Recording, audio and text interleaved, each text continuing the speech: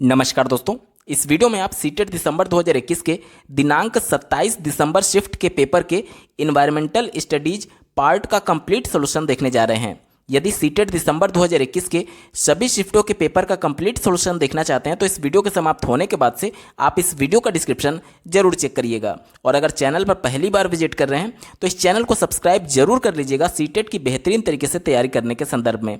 चलिए दोस्तों, आज के इस महत्वपूर्ण वीडियो को प्रारंभ करते हैं। पहला प्रश्न पूछा गया था, राधा के शिक्षक यह अवलोकन करते हैं कि राधा को श्याम पट्ट पढ़ने में कठिनाई हो रही है।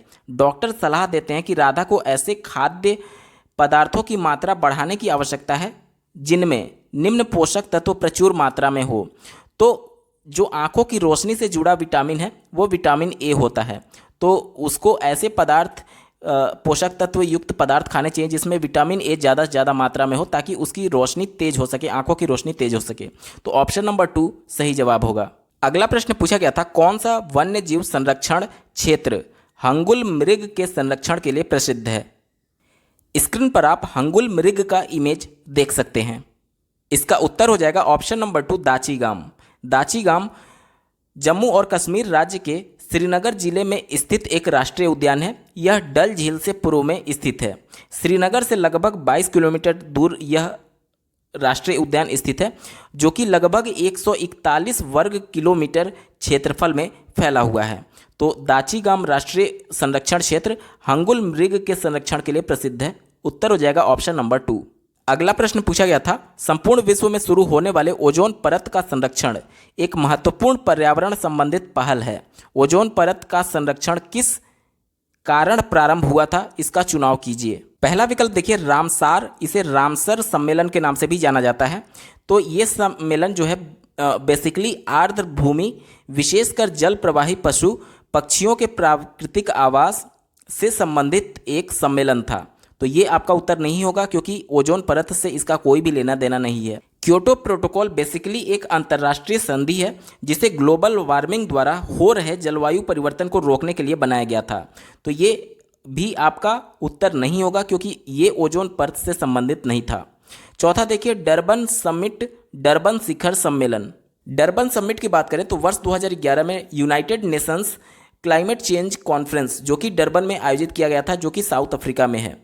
तो इस वजह से चूंकि ये डायरेक्टली ओजोन से नहीं जुड़ा हुआ है, इसलिए ये भी आपका उत्तर नहीं होगा। एक ही विकल्प बचा option number 2 Montreal protocol. Montreal protocol ozone परत को छीण करने वाले पदार्थों के बारे में ओजोन परत के संरक्षण के लिए वियना सम्मेलन में पारित प्रोटोकॉल, जो कि अंतर्राष्ट्रीय संधि है जो ओजोन परत को संरक्षित करने के लिए चरणबद्ध तरीके से उन पदार्थों का उत्सर्जन रोकने के लिए बनाई गई है जिन्हें ओजोन परत को छीड़ करने के लिए उत्तरदायी माना जाता है। तो ऑप्शन नंबर 2 मॉन्ट्रियल प्रोटोकॉल इसका सही जवाब हो जाएगा। अगला प्रश्न पूछा गया था, वह पक्षी जो दिल्ली में सामान्य रूप से दिखाई देता था परंतु अब इस चिड़िया के बारे में जागरूकता बढ़ाने हेतु एक विशेष दिन मनाया जाता है क्योंकि शहरीकरण के कारण यह दुर्लभ हो गई है, यह चिड़िया कौन सी है।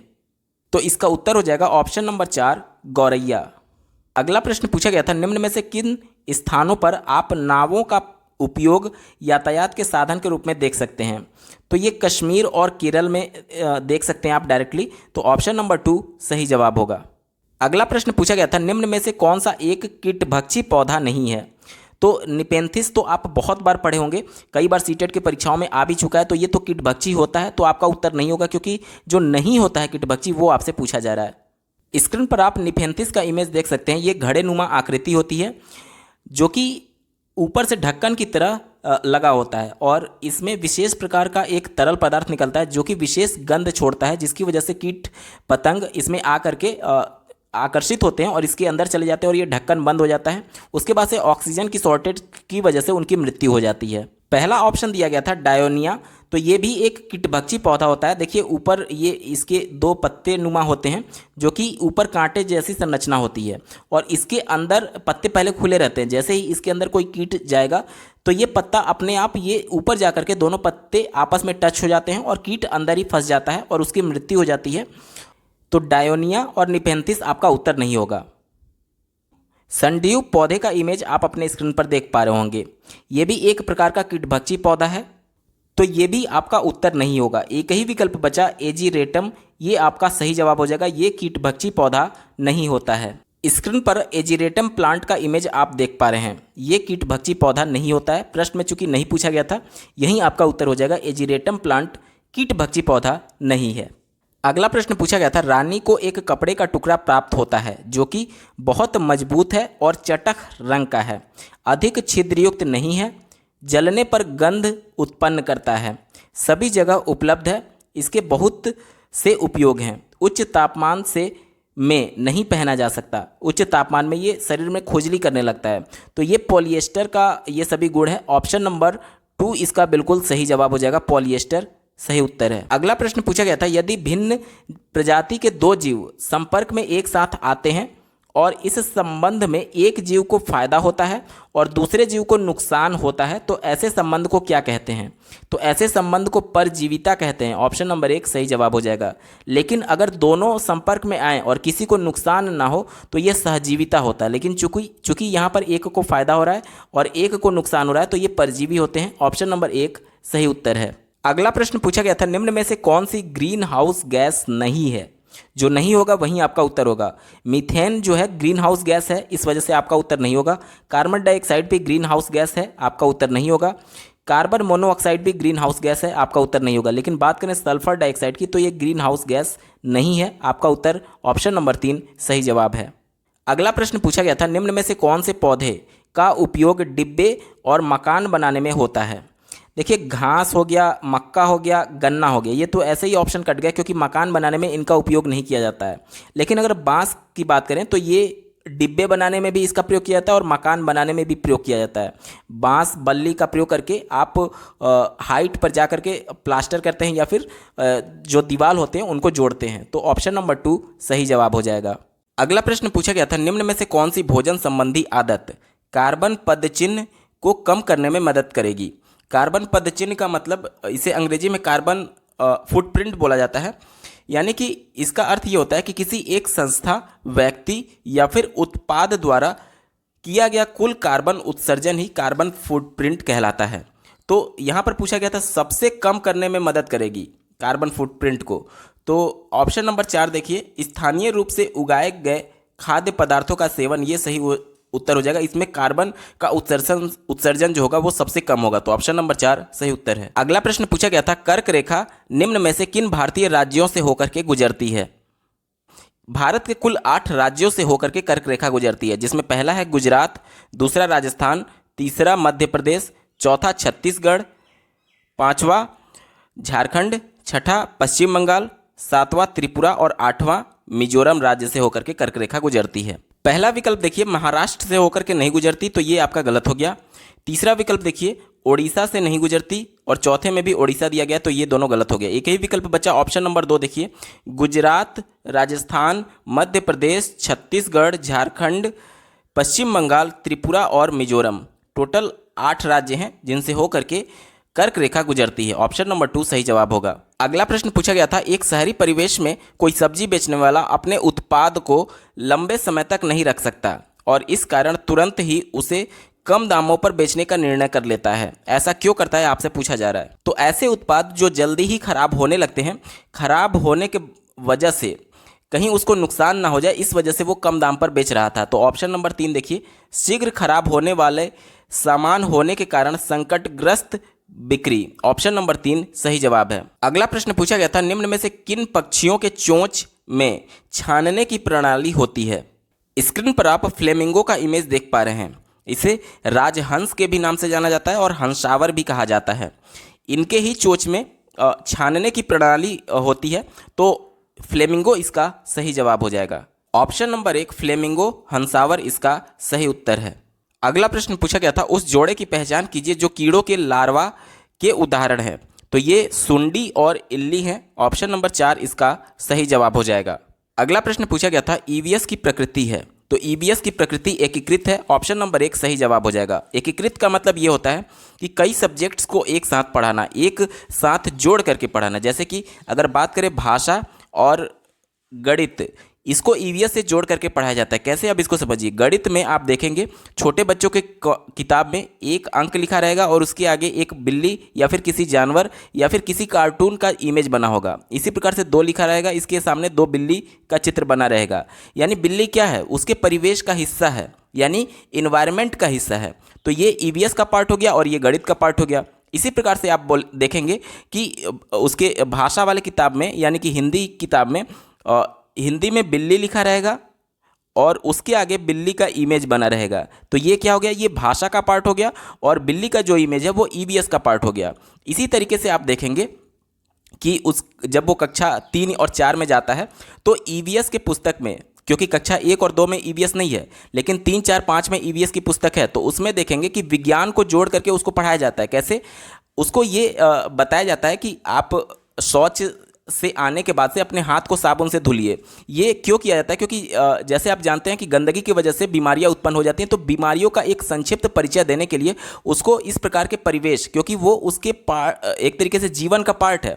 वो बचपन से जब देख रहा होगा अपने परिवार में माँ बाप को कि शौच के बाद वो अपने हाथ को साबुन से धो रहे हैं, तो कहीं ना कहीं एक तरीके से विज्ञान की समझ विकसित करने के लिए इसको ईवीएस से जोड़ा गया है। तो कई सब्जेक्ट्स को एक साथ जोड़ना ही एकीकृत कहलाता है। ऑप्शन नंबर 1 सही जवाब होगा। अगला प्रश्न पूछा गया था, ईवीएस का पाठ्यक्रम थीम पर आधारित है, क्यों? देखिए, थीम बहुत इंपॉर्टेंट टॉपिक है सीटेट की परीक्षा के लिए। कुल 6 थीम होते हैं। परिवार एवं मित्र, दूसरा भोजन, तीसरा पानी, चौथा यात्रा, 5वां आवास, छठा चीज़ें जो हम बनाते हैं और करते हैं। ये टोटल 6 थीम हैं और इस पर परिवार एवं मित्र के फिर 4 उप थीम हो जाते हैं। इनसे लगातार सीटेट की परीक्षाओं में प्रश्न पूछे जाते हैं कि निम्न में से कौन सा थीम नहीं है और निम्न में से कौन सा उप थीम नहीं है। तो ये थीम बहुत महत्वपूर्ण है, परीक्षा में सम्मिलित होने से पहले आप एक बार जरूर देख लीजिएगा।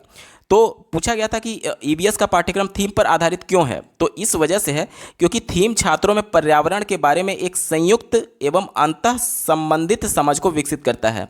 यानी कि एक दूसरे थीम के अंतर्गत जो आप देखेंगे चैप्टर्स होंगे वो एक दूसरे से इंटरकनेक्टेड हैं। इस वजह से उनका संयुक्त और अंतर संबंधित समझ को विकसित करने के लिए ही थीम लाया गया था ईवीएस में।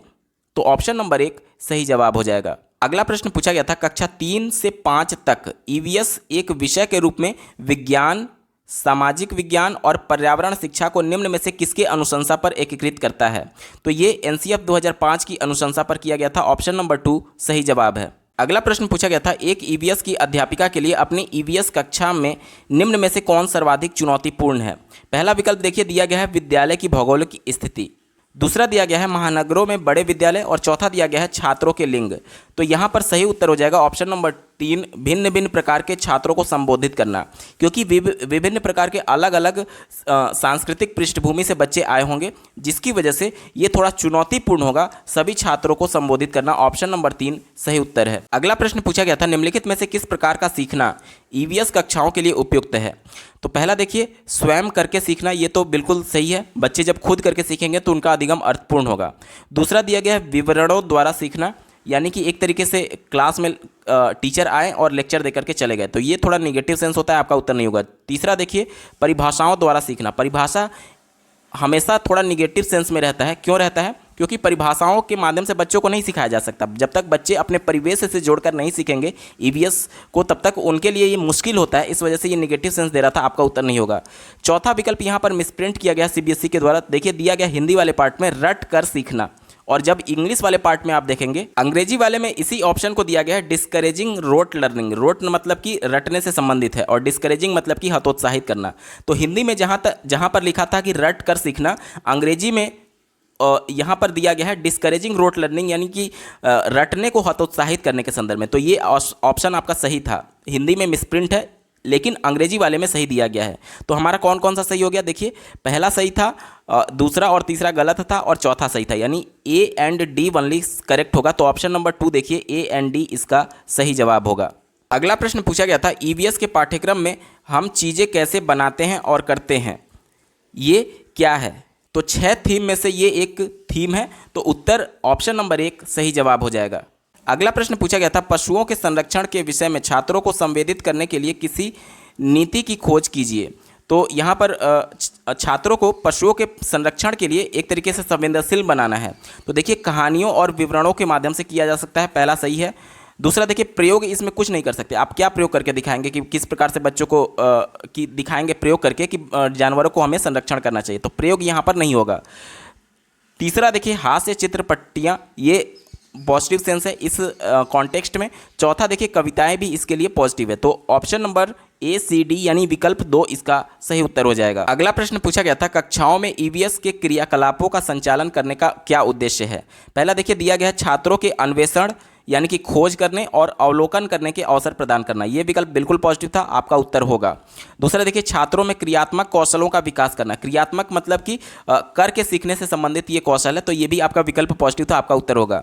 तीसरा देखिए, छात्रों में सौंदर्य बोधि संवेदन विकसित करने के लिए संवेदनशील बनाने की बात की जा रही है। जिस प्रकार आपने पहले प्रश्न में देखा था कि जानवरों के प्रति उनके संरक्षण के लिए बच्चों को संवेदनशील बनाया जा रहा था, तो ये विकसित करना भी ईवीएस का एक महत्वपूर्ण उद्देश्य है, तो आपका उत्तर ये भी होगा। चौथा देखिए, छात्रों को संबंधित विषय वस्तु को स्मरण करने में मदद करना, रटना स्मरण करना, इस प्रकार की चीजें हमेशा निगेटिव होती है, आपका उत्तर नहीं होगा, यानी ए बी सी इसका सही जवाब है। ऑप्शन नंबर 3 देखिए सही उत्तर है। अगला प्रश्न पूछा गया था, छात्रों द्वारा पूछे गए प्रश्न उनकी ईवीएस शिक्षा प्राप्ति का महत्वपूर्ण सूचक है, क्योंकि यानी कि ये पूछा जा रहा है कि बच्चे जब प्रश्न पूछते हैं ईवीएस की कक्षा में तो वो शिक्षा प्राप्त कर रहे हैं, इसका ये एक तरीके से प्रमाण है। क्यों प्रमाण है, आपसे पूछा गया है। पहला देखिए, प्रश्न छात्रों के ज्ञान के आकलन में मदद करता है, ये बिल्कुल सही है। क्यों? क्योंकि जब बच्चा प्रश्न पूछ रहा होगा, जाहिर सी बात है कोई संप्रत्यय समझ रहा होगा और कुछ चीज़ें उसको नहीं समझ में आ रही होगी, तभी वो पूछ रहा होगा, यानी कहीं ना कहीं उसका आकलन किया जा सकता है इस प्रश्न पूछे गए प्रश्न के माध्यम से कि बच्चे को समझ में आ रहा है या नहीं। ठीक है, तो ये पॉजिटिव था, आपका उत्तर होगा। दूसरा देखिए, प्रश्न छात्रों के स्वयं की अभिव्यक्ति करने का अवसर प्रदान करते हैं, बिल्कुल सही है। जब बच्चे प्रश्न पूछेंगे तो जाहिर सी बात है अपने आप को एक्सप्रेस कर रहे होंगे, यानी अभिव्यक्त कर रहे होंगे, ऑप्शन 2 भी पॉजिटिव था, आपका उत्तर होगा। तीसरा देखिए, प्रश्न छात्रों के सीखने के प्रति जिज्ञासा का सूचक है, यानी कि वही छात्र प्रश्न पूछ रहा होगा जिसको कोई एक तरीके से चीज़ समझ नहीं आ रही होगी और वो उत्सुक होगा उसको जानने के लिए, यानी कहीं ना कहीं जिज्ञासा का सूचक भी है, ये भी पॉजिटिव था। चौथा देखिए, प्रश्न छात्रों की क्रियात्मक कौशलों का मूल्यांकन करते हैं, क्रियात्मक कौशल नहीं है, क्रियात्मक कौशल का मतलब ये होता है कि करके सीखना। अब यहाँ पर प्रश्न पूछने का मतलब ये नहीं है कि वो कुछ कर ही रहा होगा, हो सकता है कि कोई कॉन्सेप्ट उसको कक्षा में बताया जा रहा हो और उसमें वो प्रश्न पूछ रहा हो, तो चूंकि ये क्रियात्मक कौशल से डायरेक्टली नहीं जुड़ा हुआ है, इस वजह से ये आपका उत्तर नहीं होगा। यहाँ पर देखिए ए बी सी सही उत्तर है। ऑप्शन नंबर 3 की अगर बात करें, ए बी सी इसका सही जवाब हो जाएगा। अगला प्रश्न पूछा गया था, ईवीएस का विद्यार्थी शिक्षक द्वारा दिए गए समाधान का विश्लेषण करता है, विश्लेषण है एक। देखिए, टीचर ने किसी प्रॉब्लम का सॉल्यूशन उसको बताया और उसका वो बच्चा जो है वो विश्लेषण कर रहा है, तो पूछा जा रहा है इनमें से क्या है विश्लेषण। तो प्रक्रियात्मक कौशल, प्रक्रियात्मक का मतलब कि प्रोसीजरल, यहाँ पर स्किल की बात की जा रही है। प्रोसीजर जिस प्रकार से स्टेप्स होते हैं किसी प्रश्न को समस्या को समाधान पाने के लिए, उससे ये जुड़ा हुआ है, बिल्कुल सही बात है। क्यों? क्योंकि जब बच्चा विश्लेषण कर रहा होगा तो कहीं ना कहीं वो प्रोसीजर देख रहा होगा कि किन किन स्टेप्स के माध्यम से इस प्रश्न का समाधान निकाला गया है, तो ये प्रक्रिया कौशल होगा। दूसरा देखिए दिया गया संज्ञानात्मक प्रक्रिया। अब बच्चा जब विश्लेषण करेगा तो जाहिर सी बात है उसको कुछ ना कुछ संज्ञान होगा, ज्ञान होगा, तो ये संज्ञानात्मक प्रक्रिया भी है। तीसरा देखिए उत्पाद प्रक्रिया। अब बच्चा विश्लेषण कर रहा है, ठीक है, उसका उत्तर उसने खुद नहीं निकाला, जब उत्तर खुद निकाला रहता तब ये उत्पाद प्रक्रिया होता बच्चे के सेंस में, लेकिन यहाँ पर केवल विश्लेषण करने की बात की जा रही है, इसलिए उत्पाद यानी कि आउटपुट, आउटकम इसका उत्तर नहीं होगा। चौथा देखिए मनोसामाजिक कौशल। मनोसामाजिक कौशल इसलिए नहीं होगा क्योंकि बच्चा यहाँ पर एक तरीके से कम्युनिकेट नहीं कर रहा है, इंटरेक्शन नहीं कर रहा है, बच्चा खुद से विश्लेषण कर रहा है, इस वजह से मनोसामाजिक कौशल नहीं होगा। अब देखिए ऑप्शन ए और बी सही उत्तर है, तो दिए गए विकल्प में देखिए केवल ए और बी, ऑप्शन 1 सही जवाब हो जाएगा। अगला प्रश्न पूछा गया था, पाठ्य पुस्तकों एवं शिक्षकों के अतिरिक्त निम्न में से कौन सा ईवीएस की शिक्षा का एक अच्छा साधन हो सकता है। तो समाचार पत्र भी हो सकता है, समुदाय के सदस्य भी हो सकते हैं, कविता नहीं होगा और क्रियाकलाप भी नहीं होगा। क्यों क्रियाकलाप नहीं होगा? क्योंकि क्रियाकलाप जो होते हैं वो शिक्षकों के देखरेख में किए जाते हैं, ठीक है, तो यहाँ पर शिक्षकों के चूंकि अतिरिक्त बोल दिया गया है, इस वजह से अब क्रियाकलाप को आप शामिल नहीं करेंगे। दिए गए विकल्प में देखिए ऑप्शन नंबर 3 केवल ए तथा बी इसका सही जवाब होगा। अगला प्रश्न पूछा गया था, निम्न में से किन विषयों की चर्चा ईवीएस की कक्षा में होगी।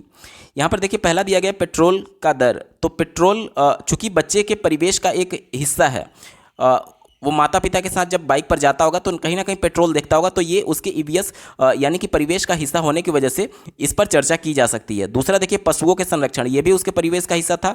चूंकि यहाँ पर प्राइमरी स्तर के बच्चों की बात हो रही, कक्षा 1 से 5, इस वजह से परिवेश से जोड़कर ही आपको उत्तर देना होता है, ठीक है। तो यहाँ पर ये भी होगा।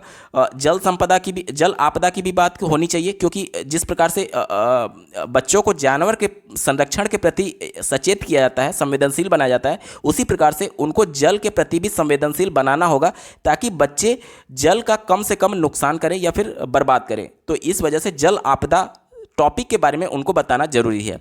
लेकिन बात करें ऑप्शन नंबर 4 की, देखिए बीजों के अंकुरण में कार्बन डाइऑक्साइड का सांद्रण, ये कॉम्प्लेक्स टॉपिक हो जाएगा कक्षा 1 से 5 तक के मानसिक स्तर के बच्चों के स्तर के अनुसार, क्योंकि ये टॉपिक उनके लिए एक तरीके से कठिन है, इस वजह से इस पर चर्चा नहीं की जाएगी।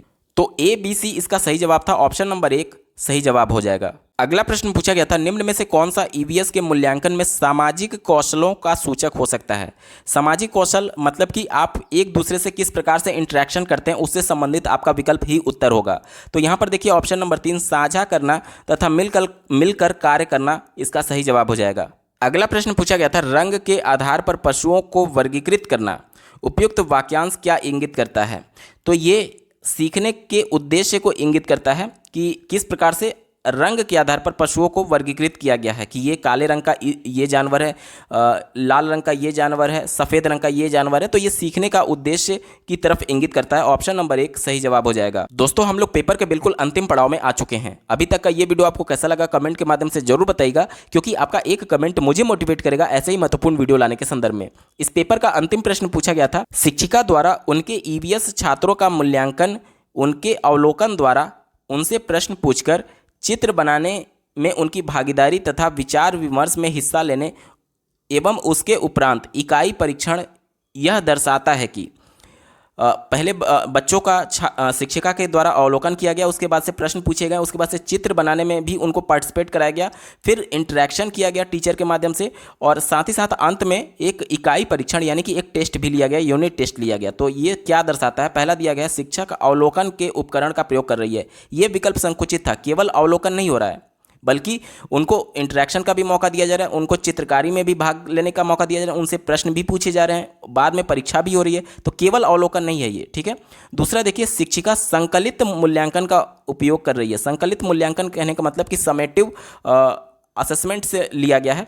तो ये आपका जो वार्षिक परीक्षा होता है या फिर सत्र समाप्त होने के बाद से जो मेन परीक्षा होता है उसे संकलित मूल्यांकन कहते हैं, कि आपका अधिगम हो चुका है, अब अधिगम का मूल्यांकन हो रहा है। लेकिन यहाँ पर अधिगम कंप्लीट नहीं हुआ है, वो अवलोकन करती है, फिर उनसे प्रश्न भी पूछती है, फिर चित्रकारी में भी भाग करती है, फिर इंटरेक्शन भी कराती है, और बाद में ये जानने के लिए कि बच्चे सीखे हैं या नहीं यूनिट टेस्ट लेती है। तो ये एक तरीके से संकलित मूल्यांकन नहीं है बल्कि रचनात्मक मूल्यांकन है। तो ऑप्शन 2 गलत हो जाएगा, ठीक है। चौथा देखिए शिक्षिका सहपाठी मूल्यांकन तकनीकी का प्रयोग कर रही है। सहपाठी मूल्यांकन तब होता जब उसके जो समकक्ष हैं उनसे प्रश्न पूछती कि ये पर्टिकुलर बच्चा किस प्रकार से सीख रहा है अथवा नहीं, या फिर उसका अधिगम कैसा हो रहा है। लेकिन इस प्रकार का कोई भी गतिविधि नहीं किया जा रहा है, इस वजह से सहपाठी मूल्यांकन भी आपका उत्तर नहीं होगा। एक ही विकल्प बचा ऑप्शन नंबर 3, शिक्षिका विद्यालय निर्धारित मूल्यांकन प्रक्रिया का प्रयोग करती है। ये ऑप्शन बिल्कुल सही जवाब हो जाएगा। दोस्तों यहाँ पर पूरा पेपर सॉल्व हो चुका है। आपको ये वीडियो कैसा लगा कमेंट के माध्यम से जरूर बताइएगा। साथ ही सीटेट दिसंबर 2021 के सभी शिफ्टों के पेपर का कंप्लीट सोल्यूशन देखने के लिए इस वीडियो का डिस्क्रिप्शन जरूर चेक करिएगा। इस वीडियो को देखने के लिए आपका बहुत बहुत धन्यवाद। भगवान करे आपका दिन शुभ हो।